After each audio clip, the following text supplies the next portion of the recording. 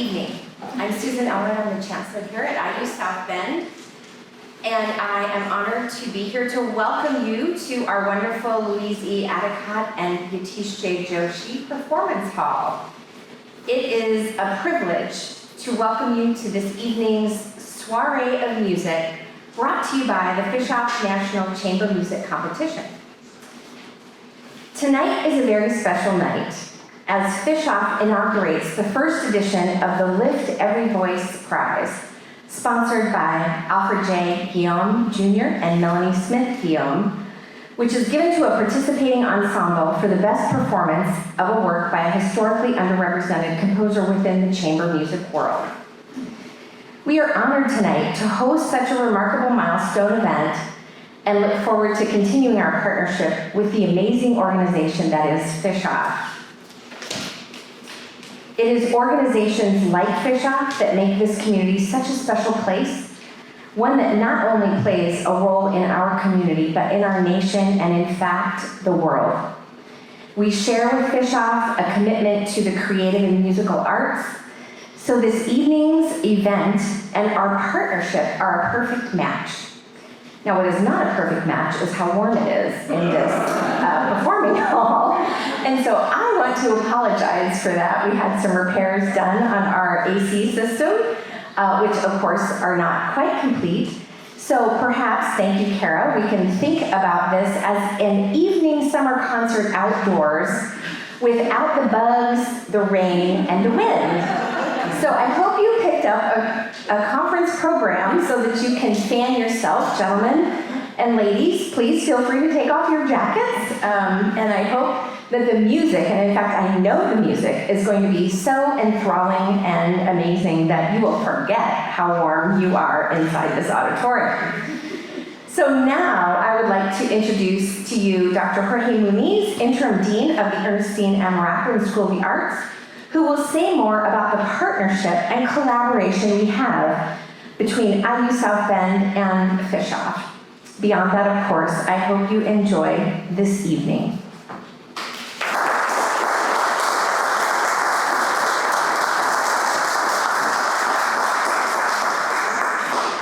Thank you, Chancellor. Such a remarkable night. And yes, it is hot, but the music is even hotter tonight. It's going to be amazing. It was 20 years ago when Fischoff moved his competition venue to the University of Notre Dame. During these past years, IU South Bend continued collaborating with Fischoff in many ways. For example, our own resident faculty string quartet, the Euclid Quintet, has served as coaches for Fischoff for several years. In addition, last fall, 2021, the Rathbun School of the Arts hosted the Italian String Quartet Masterclass in this marvelous performance hall.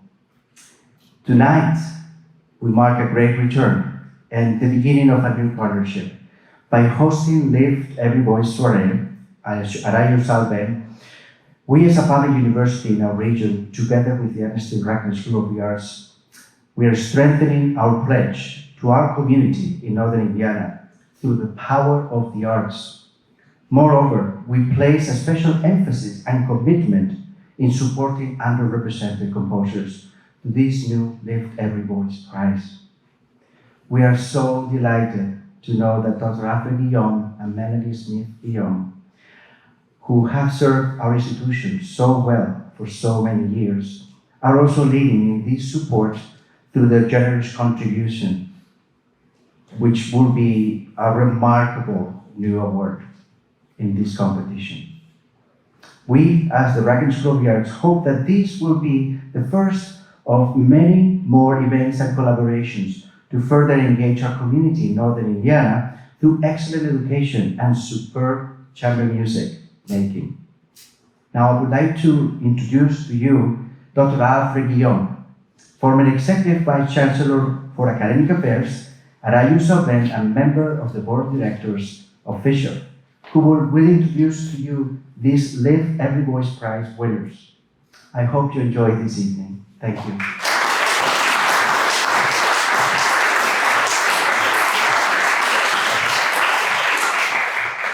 Thank you, Jorge. It's always a joy to be back home at Indiana University, South Bend. I spent 14 years here, and I remember the last day, I could not believe it, when I had to turn in my keys. And I felt, wow, that is the end. But it's not the end. It was a new beginning for me that I used South Bend, and I'm happy to be re-engaged once again with this marvelous university. In an age where differences among us are magnified and words are designed explicitly to widen the gulf, to further divide and separate us, music remains a universal language that brings us all together. The tragic death of George Floyd reverberated across the globe. Its seismic shock shattered the naivete of those who believe in a post-racial America. Dr. Martin Luther King's vision of a beloved community of all races and ethnicities living in harmony had not yet come to fruition. In the aftermath, individuals and institutions are desperately seeking ways to heal the wounds of a troubled and afflicted America. The circumstances that led to George Floyd's death and his demise require an honest assessment of our relationship of self to the other, and a reckoning of where we stand on the essential question of whose lives matter. Of institutions, it demands an honest examination of policies, practices, and relationships to underrepresented groups. Fischoff, as one of the oldest and most highly respected organizations of chamber music, did its own soul searching. In its annual competition that spans over 4 decades, the performing groups became increasingly diverse in gender, race, and ethnicity. Yet, the canon of works performed by these groups during the competition remains steadfastly white, European, and male. Fischoff moved quickly to remediate this omission and to correct this historical wrong. It vowed to work to end the legacy of systemic racism embedded in the world of chamber music, to embrace the voices of underrepresented groups, and to make every person feel welcome into the chamber music community. To that end, Fischoff moved boldly to diversify its board, which now has 4 African Americans and 1 Latino member.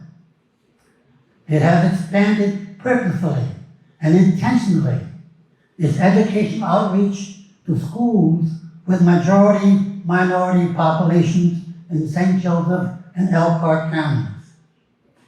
This year's Educator Award winner, the Thalia String Quartet, performed music by Black composers to appreciative and enthusiastic audiences of Black and brown school children. For many of them, it was their first exposure to live chamber music. In his visit to the United States in the late 19th century to explore American expressions of music, Anthony Dvorak prophesied, and I quote, "a great and noble school of American classical music based in the Negro melodies," unquote. He proved himself prescient.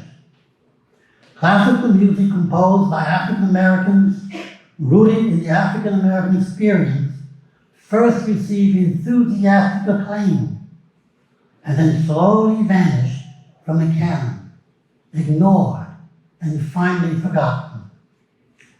Fischoff is proud tonight to join many arts organizations across the country in the renaissance of music by composers of color and underrepresented groups. To concretize this commitment, Fischoff created the Lift Every Voice Prize for the best performance of a composition by a composer from an underrepresented group. This year highlights works by Black, Latino, and Latina composers. This is a sincere first step to broaden the canon of chamber music and to expose the beauty and richness of African American and Latino chamber music to diverse audiences. We are delighted to welcome you here to IU South Bend, where for many years Fischoff had its home. We welcome and look forward to many future Fischoff performances on campus. Tonight, we have two guest ensembles, which include our runner-up, the Kodan Quintet from Rice University in Houston, Texas, and the Sequoia Reed Quintet from Eastman in Rochester, New York. Let us now welcome our first group, the 2022 winner of the Lift Every Voice Prize, the Sequoia Reed Quintet, as they will introduce their amazing music that they are playing tonight. Let's welcome the Sequoia String Quartet. Let's do it.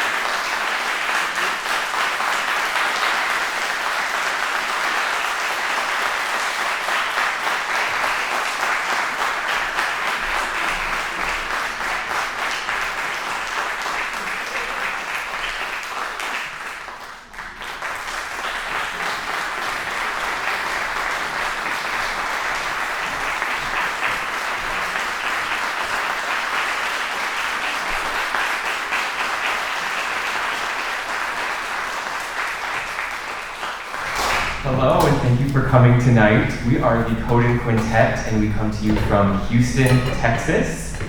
The Kodan Quintet first heard of Valerie Coleman's Afro-Cuban Concerto by one of our first coaches, actually, Leon Bicey, the flute professor at the Shepherd School of Music. And she is a flutist that had been... Oh, now it's off. Shoot! Okay, let's try it again. She was a flutist in the Boston Symphony and actually had worked with Valerie on flute when Valerie was a student at the Tangoet Institute. And not long after Miss Bicey introduced us to this piece and said that it would be a perfect fit for our ensemble, we had a meeting with Valerie. She had come to the Shepherd School virtually through Zoom and had shared a little bit of her life story, some of her pieces, and this was one of the pieces that she had selected to share with the woodwind students at the Shepherd School. And this piece was written for the Amani Winds by Valerie, premiered and recorded by Amani Winds. And it is a fabulous, fabulous woodwind quintet that actually we got a chance to talk to Valerie a little bit later on at the virtual Fischoff Competition this past year. And we were talking to her as an ensemble about repertoire choices and getting to hear her story and her energy and the experiences and love that she puts into her pieces. We really knew that we had to select this piece for this year's competition. And I would just add that the title specifically, the Afro-Cuban Concerto for Woodwind Quintet, I think is really important to note that she specifically wrote this piece, like Hunter said, for Amani Winds to showcase each individual person, both as a person and a personality and as a musician. So when we came across this piece, it was really important for us to not only do justice to the music that she wrote for her group, but to kind of bring our own personalities into it as well.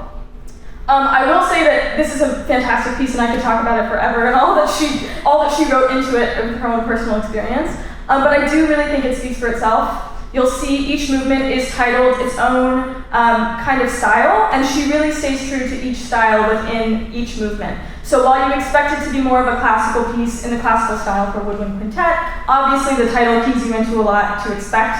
And so we've really had fun with this piece, just bringing our own personal touches to it and getting to share it with audiences to give a voice to an underrepresented composer specifically through this awesome piece. So thank you, please enjoy the Afro-Cuban Concerto.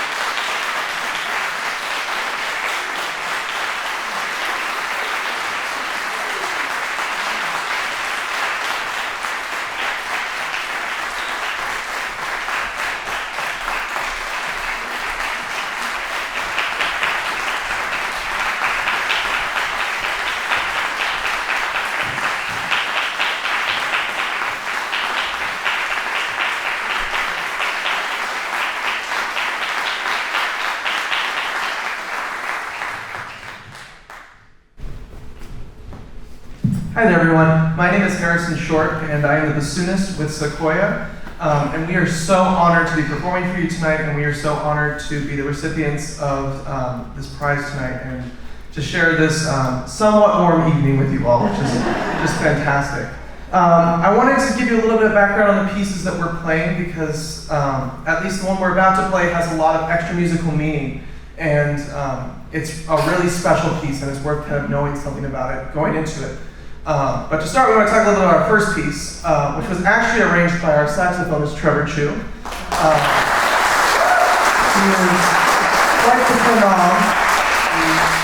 He is also somehow like a master of becoming like a student of biology and all these crazy things in addition to saxophone, so he's really cool. But it's a really cool piece by Piazzolla. Has a lot of solo moments for all the different members to kind of get to show off and play around and do something a little bit more exciting and casual than we often get to do in performance, and we're just so lucky to be able to share it with you all. This second piece is actually by composer Jeff Scott, and it has a lot of Fischoff connections. For one, Jeff Scott was the horn player of the Imani Winds for I don't know, probably over 20 years, and they performed on the Fischoff stage, I believe, multiple times. In addition, he's also served as a judge throughout the years in the Fischoff Competition. And in addition, the piece was commissioned and premiered by the Acropolis Reed Quintet, who won the gold prize at Fischoff in 2014. So it all kind of comes back together to South Bend, and it's really exciting to bring it back to kind of this place where the meeting of the minds happened. The first movement is about a neighborhood in Detroit called Black Bottom. And so this is a neighborhood in the Paradise Valley, homage to Paradise Valley, which was a predominantly black neighborhood in Detroit that was a home of American music, and a lot of really incredible and famous rock and roll, blues, jazz, and pop musicians came out of this part of Detroit. And Jeff Scott wanted to pay homage to this wonderful neighborhood. And so the first movement sort of functions as an ethereal overture, kind of an introduction to the world that we're entering of this neighborhood in Detroit.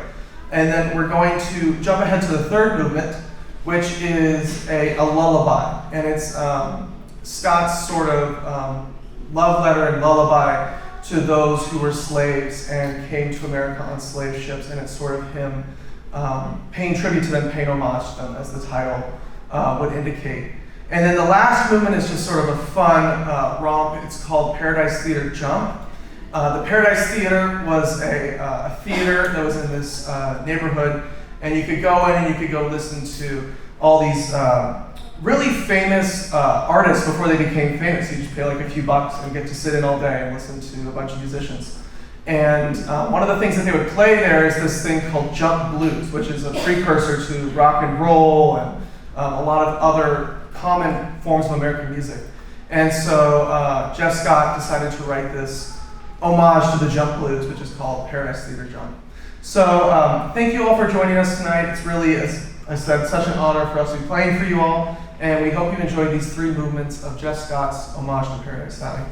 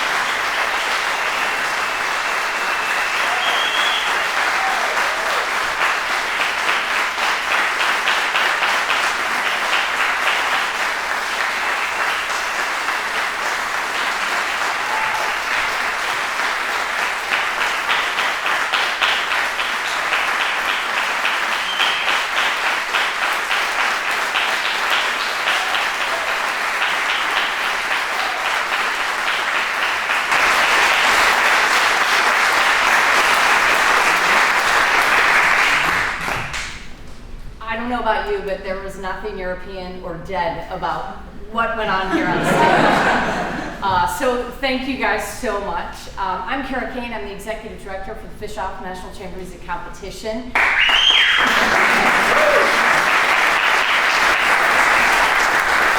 My heart is very, very full, and I'm so delighted to hopefully have one of our other traditions here at Fischoff is to open it up for a Q&A. So let me start by saying thank you to Indiana University South Bend for helping us put this together. I also want to take a minute to thank Alfred Guillaume and Melanie Smith-Guillaume. Alfred is on our board. He's also chair of our Equity, Diversity, and Inclusion Committee. And this started as a small germ of an idea. Fischoff is privileged in that we've been playing this kind of music, as they said. Imani Wings has been with us since the early 2000s, came and they have cracked open chamber music for wind and reed ensembles in so many ways. For those of you that might not know, they were nominated for the Grammy for Best Chamber Music Ensemble. Unfortunately, they lost to Yo-Yo Ma and Emmanuel X. You maybe have heard of them. Actually, Monica Ellis, the bassoonist of Imani Wings, is on our jury this year. So if you would like to get a glimpse of her, she was there. I can't imagine what it's like to play for her. Music that was written for her. She is a powerhouse. So I just wanted to thank again Alfred and Melanie and our EDI committee that really empowered us to be able to put something like this together. So let me just call out the Kodan Quintet as well, because we want you guys to ask a couple questions, and then we'll invite you to a reception after. So the Kodan Quintet, where are you?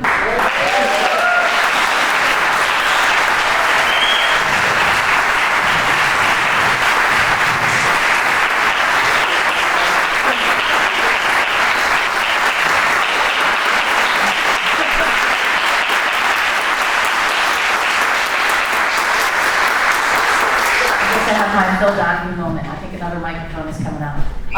But I'll just start it by, as I said, this is a great example of when you put curiosity and talent together. I mean, this was amazing. After sitting through so many Zooms, now I will plug that one happened today. At noon today, we had a live YouTube premiere of these pieces that you heard tonight, the first two, but also all the other musicians. There were 9 other musicians in our competition. So if you loved what you heard, go listen more. If you loved, actually, they'll be playing, the Sequoia Quintet will play their piece again on Sunday, most likely. There's a small caveat. If they win gold, then we probably will have the Kodan Quintet play. So either of these guys will be playing as part of our grand prize on the stage. Yeah, did you know that? Surprise! So anyway, I want to open it up. We have all of these great musicians here to sort of clip into their mind to see, what it is that makes them tick and brought them there. I'm gonna start it though. There's a really great story about the Sequoia Reed Quintet. And actually, as you were picking this piece, you bumped into the composer while you were in Eastman.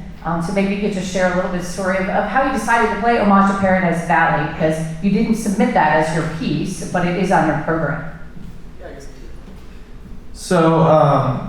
Going back to the Acropolis Reed Quintet and its Fischoff connection, the Acropolis Reed Quintet was sort of the inspiration for us to form in some ways. They're sort of the preeminent Reed Quintet in the US, and we got to see them play live in Syracuse, New York, which is a short drive from where we're based in Rochester, New York. And they were playing bits of this piece on a show at Syracuse University, and we just thought it was the coolest thing that we'd ever heard. And there are just all these colors and things that normally don't happen in Reed Quintet music, especially that third movement is just so beautiful. It's not something you typically hear in the kind of like rhythmic, energy-filled music that the Reed Quintet plays. And so we've had our eyes on this piece for a long time. I mean, I think we saw that concert pre-COVID, and they had exclusive rights to the piece for a number of years, and it finally opened up, and we got really excited. We have to play this piece. But we weren't quite ready to send in for the tape round for the Lift Our Voices. And also, there was another thing, which is that Jeff Scott was one of the judges of the Lift Our Voices. And so we were like, I don't know, even if it's not weird to submit the piece, it's, we could just submit something else and not even deal with the political aspects of having a composer judge their own piece on a competition. There's a main street at Eastman called Gibb Street, which is kind of where everything takes place. There's some Eastman people in the crowd who might know that place. And I was walking down the street one day, just going to class, and I saw a guy on the street corner, and I was like, is that Jeff Scott? And I walked in and I was like, are you Jeff Scott? And he was like, yes. And I was like, oh, I'm in this Quintet, we're playing your piece. And he got so excited. It was just one of those weird coincidences that happen in this small little musical world. And unfortunately, so it's a funny story. He was in town for this orchestra called the Gateways Festival Orchestra, which is an orchestra made up entirely of musicians from the African diaspora. And it's centered at Eastman. And he was there to play and had unfortunately tested positive for COVID about like 5 minutes before I ran into him. And so he was waiting for a taxi to go back to the hotel to isolate himself. And so he's like, I give you a hug, I'd shake your hand, and he's like, you should probably stay away from me. But we kept our distance and we talked for a little bit about the piece. And he's just a great guy. He's so nice. And he was so generous. And I mean, he was like, I've had the worst day. I got here and I can't play, but he was like, man, hearing that my music is out in the world is really exciting. So it was a fun little experience that happens, I guess, in this musical space. Perfect. Yeah. Feel free to raise your hand if you have a question, but I have one more. This is actually for the Kodan Quintet. I know at least one of you has, well, actually all of you guys were here last year, virtually. How does it feel to be here now? And sort of, how have things evolved in what you chose to play last year versus this year? Go for it. Right, sure. I mean, it feels pretty incredible to be actually here in person. And I know one of us is a returner from the junior years at the very least. And, was senior? Oh yeah, I'm sorry, senior. I guess I tried doing that, so I was projecting. But it's absolutely incredible, and the energy of actually coming here and having everything properly culminate at the end of a year as opposed to recordings that we had done in really kind of treacherous times, and to come here and just get that release and really play music and communicate with each other is something extremely special. And as far as the program goes, was really cool at the end of the virtual meetup for Fischoff last year. We got to meet with Valerie Coleman and these two. Very, very well spoken. We asked, as a woodwind quintet, we are a little esoteric and a little behind the rest of woodwind group music. And I think a lot of it is kind of conservative, posh repertoire that we end up picking as musicians. And Valerie herself is really pushing for us to push our boundaries as far as repertoire goes. And I mean, the Coleman is just such a beautiful piece to us, the Afro-Cuban concerto, that's just one facet of the rest of our program. And I think the rest of it really just pushes some serious boundaries. So, I mean, the experience from last year in and of itself is so valuable. Perfect. Do we have any questions up here? It's an awfully quiet group. Are you getting sleepy? Is that the problem? I do not feel sleepy at all. And I don't want to keep you much longer. Oh yes, thank you. I don't want to keep you much longer because we do have wine and some snacks after, which I think we're all going to need. All right, I'm going to try and make my way over. Apparently I need to work my film on it. I'll let you go. You got it. My question, I mean, anyone should answer. It's, I think it was Trevor Chu. Yeah. Right. The question was that you're also involved in biology and stuff like that. Yeah. Welcome to my world. But how do you balance? I mean, to me, it seems to me that it takes a lot of energy, in a performance. Much less to say that the work that goes behind the scene to perform the way you all do.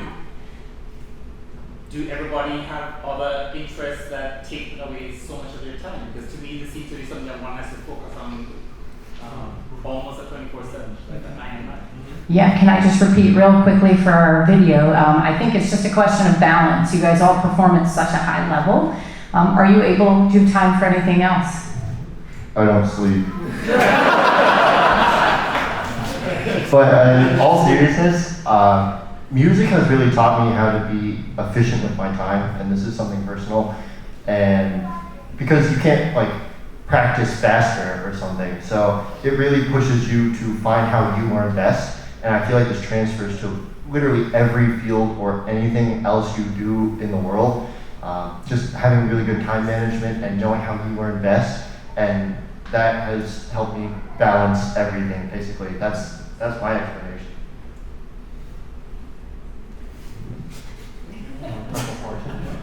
I guess I could do that, yeah.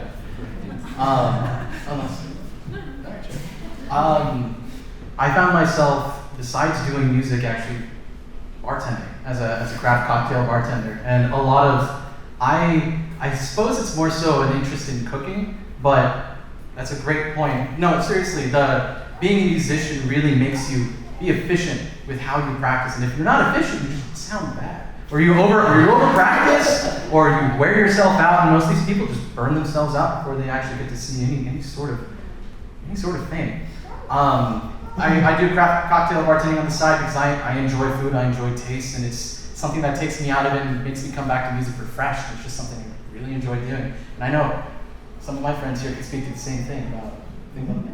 I just want to add one thing. I think something to note about Ian's bartending is that his schedule is drastically different than some of ours, because obviously bartending mostly happens in the nighttime. So I think, speaking for everyone, I shouldn't assume, but for myself at least, having the structure of a group like this, especially chamber music, it's different when it's orchestra and it's your own personal practice, but being a part of a chamber group that performs at a high level is extremely fulfilling, especially when you have that sense of structure to look forward to, or to force you into this kind of like routine that's actually emotionally fulfilling and not just something that drains you on the side. So I think the balance comes in a good way with a group like this, I would say. Yeah, just a follow-up question. You guys are all accomplished individual musicians. A chamber group is a very different career path. And that's one thing that Fischoff really tries to support, is to give you guys a pathway to pursue that. So maybe you guys can speak a little bit to what drew you to chamber music and sort of the group that you're with. I mean, that's the other powerful thing about chamber music is you choose your peers, you choose your group, you choose the music you play, so you are really empowered. So maybe you can speak to that. To me, music is really fun, and I feel like it's something that needs to be done with other people. Music, I think, is supposed to be shared, and for me, chamber music, it's very significant because I get to do it with my best friends, and I feel like it's like a team exercise. It's a project. I mean, we're all working really hard. I don't know. It's just a beautiful thing. I feel like music is supposed to be a group thing, an ensemble activity, and it's supposed to bring people together. I think, oh sorry. No, go ahead. Okay. Going off of that, I find that chamber music is so what I do in my free time besides music is, I've been studying Spanish at the U of R alongside music at Eastman, and recently picked up German because I'm interested in going to Germany next year for school. So I found a fascination with languages, and it's not just the language, but communicating with someone in another language is, I don't know, it feels like music to me, and music feels like that. So chamber music is like a language where the five of us can communicate without talking, and yeah, there's no other feeling like that. And I find similarities between that and speaking Spanish and German, I guess. And if I may add one more thing, I think what you mentioned about us all having our own personal experiences with music and careers and stuff, I admire my colleagues greatly for that specifically. Like, you know, our clarinetist Kihan just came from an audition, I just came from an audition, Hunter's going to a competition right after this. Like, we all have our own personal musical endeavors, but getting a chance to be in a group with those people who are coming from all different backgrounds and who have all different priorities and passions and commit to the same exact thing in that moment and say, we're actually going to put all of ourselves into this right now, even though we have all that other stuff, it honestly makes it even more expansive, I think, as just a work in general, because it brings in a lot more individuality into the work we do as chamber musicians. Can I have one last little thing? I also feel like with all these like experiences that we all come from very different backgrounds, I feel like I learn about music with this group more than anywhere else. They really push me to be the best musician I can be, and I wouldn't be the instrumentalist I am if it weren't for these guys. I'm also going to add one quick little thing, if I may. I haven't too much yet. Another great thing about chamber music is the ability that we are completely running ourselves as an ensemble, and it's very different than an orchestral experience where we just sit down and, you know, there's always a conductor there that will sort of define the way that a performance will end up being performed. And with this group and with chamber music in general, I've always felt that, I mean, these colleagues, everything is a discussion, everything is really, you know, everyone's bringing their own take on music, and it creates a much more personal end result, I think, also because everyone is fully, it's equal parts of everyone in the final performance, and it's also just, you know, the culmination of all of our lives and how we have developed through music. And so I think that's my favorite part, and that we can very easily take into an orchestral setting also. Knowing how to play chamber music is, I think, a vital thing for our own careers and ourselves as musicians, is just knowing how to play well with others, and this is the perfect example of how to do that. Any questions there? Well, I'm going to let you guys ask them personal ones. I'm going to leave just a little bit of fodder for thought for you, because I think we have a really curious audience here that you come out of your way to be here. I want to ask each of you guys one question. You know, you've been really thoughtful in the repertoire that you're choosing. If you were to give us homework, what would you have us? Is there a piece you would recommend us to go home and listen to, or a composer that you're like, yes? We've introduced you to Jeff Scott, I don't know, or Valerie Coleman, and Trevor, your arrangement of Piazzolla. I feel like I'm at a game show here, you know, like putting it together. Do you guys have said anything pop into your mind? Oh, yes. Marquez. Marquez. Mexican composer. Arturo Marquez? Yeah. Beautiful. Yeah, that's it. Okay. What do we have here? I think for us, our biggest influence and inspiration this year and before has been Imani Winds. They have so many different recordings of different styles and different genres that you can truly find it all. And exploring the world of quintet music, not just in the lens of the traditional classical repertoire, but being able to experience so many different styles is just something that I think is very special, and something that not a lot of people have had a chance to do. So if you can look up anything tonight, honestly, the most recent Imani Win CD that was nominated for a Grammy is kind of mind-blowingly interesting. I think that's the best word to describe, because it's just so different in the best way possible. I don't know if this is a cop-out answer, but it was immediately what came to mind when you asked the question.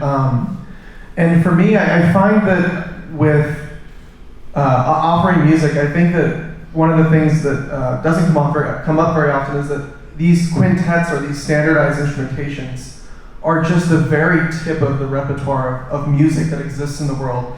And oftentimes, outside of a school environment where you can get musicians together, you won't see weird combinations of instruments like a Barry saxophone and a violin and a cello written a piece that's just incredible, but you'd never hear it because where are you going to find that group of three people to put it together? And so for me, I find that most of my inspiration for music actually doesn't come from set instrumentation ensembles, but really pieces that are very unique and tell a unique story through a unique group of people. And I think just finding just going down a rabbit hole. I mean, I remember going and listening to the Imani Winds, and I found a composer, and I followed that composer, found a composer that was like that composer, and it just kept going, and then you find all these weird little nuggets that you'd never find anywhere else. And I'm totally blanking on the example in the moment. I feel the pressure. But I think that for me, like in my life, the most rewarding thing has been to listen to groups like the International Contemporary Ensemble or other organizations that really champion new music and especially have a very important emphasis on diversity of new music, because we live in a time with so many voices that have so many things to say, and it's really important to hear those voices and to make sure we're listening to them. And that includes breaking out of the sort of molds of ensembles like a reed quintet or a wind quintet. Great. Well, we invite you to join us outside. This is through, you can see the support of things like Fischoff, the trickle effect that we have. We brought 55 ensembles here this weekend, over 221 musicians. We also sent our junior groups, which are 18 and younger, into 11 schools today to reach hundreds of kids, to play for them, tell them about their musical journey.